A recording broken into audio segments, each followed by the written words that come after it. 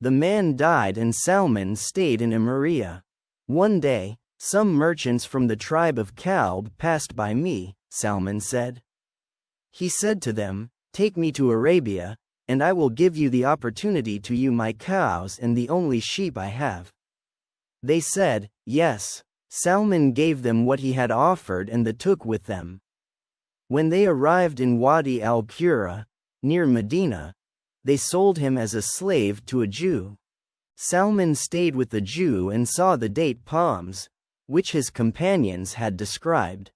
I wanted it to be the same place described by my partner. One day, a man who was the master's cousin Salman from the Jewish tribe of Bani Qurayza in Medina came for a visit. He bought Salman from his Jewish master. He took me with him to Medina. By God, when I saw it, I knew it was the place my companion described. Then God sent, too, his messenger, i.e., Muhammad, may the mercy and blessings of God be about him. He stayed in Mecca for the same time as him. 3. I heard nothing about him because I was too busy with work as a servant, and then he migrated to Medina. One day, she was on a date palm tree at the top of one of her bunches of date doing a job for my master. A cousin came, stood in front of him, his master was sitting, and said, "What pity for Bani Qila, people from the tribe of Qila. They are gathered in Kaaba, around a man who has come today from Mecca claiming to be a prophet." I trembled so strongly when I heard him that I was afraid of falling on my boss. I went downstairs and asked, "What are you saying? What are you saying?" My master got angry and punched me hard, saying, "What does it have to do with this subject? Go and mind your own business." I said, "Nothing. I just wanted to be sure of what he was talking about."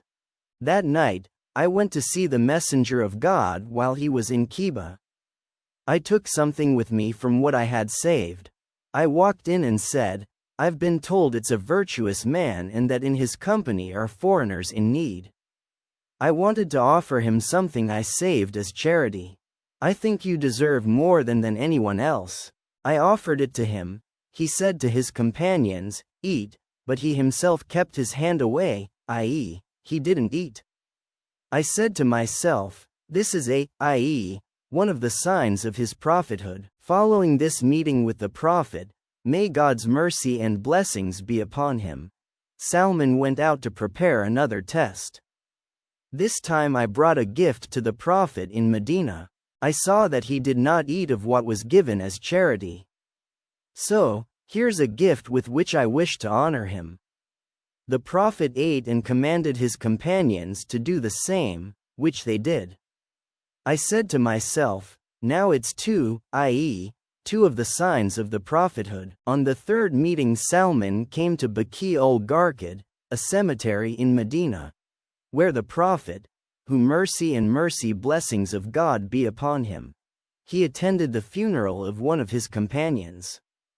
Salman said, I greeted him with Islam's greeting, peace be upon you. And then I tried to see the seal of the prophets on his back, which had been described by my companion. When he saw my attitude, he knew I was trying to confirm something described to me. He took the tunic off his back and I saw the seal. I recognized. I prostrated myself on the seal, kissing it and weeping. The messenger of God, may the mercy and blessing of God be upon him, told me to talk to him. I told you my story as I did with you. Ibn Abbas, remember that Salman is telling his story to Ibn Abbas. He, the prophet, he liked it so much that he wanted me to tell it to his companions. He was still a servant, the property of your master. The prophet told him, make a contract with your master for your freedom. Salman obeyed and made a contract with his master for his freedom. He came to an agreement with his master in which he would pay 40 ounces of gold and would plant 300 new date palms. The prophet then told his companions, help your brother. They helped him with the date palms and they gathered for him the specified amount. The Prophet commanded Salman to dig suitable holes to plant the seedlings and planted each one with his own hands.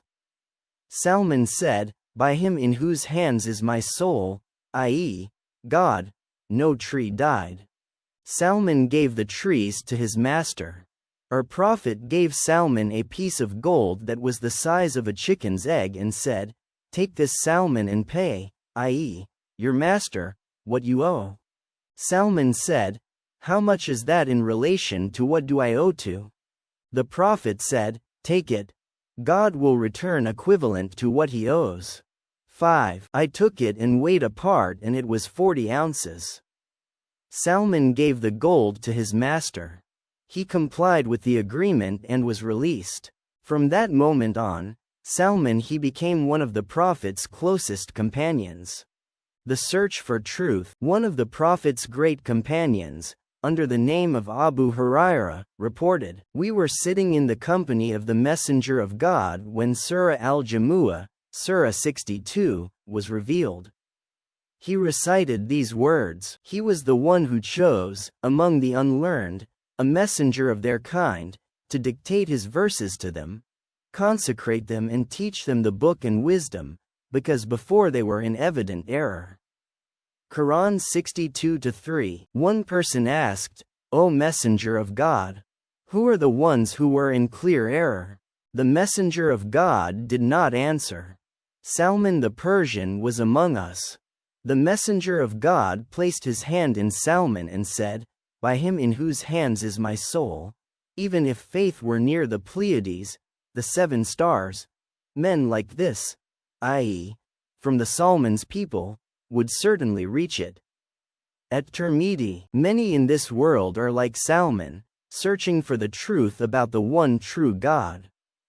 This story of Salman it is similar to the stories of people in our own time.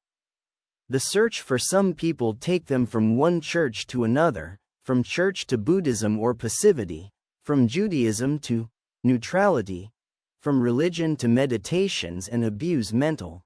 They are the ones who change from one idea to another, but don't even think about knowing something about Islam.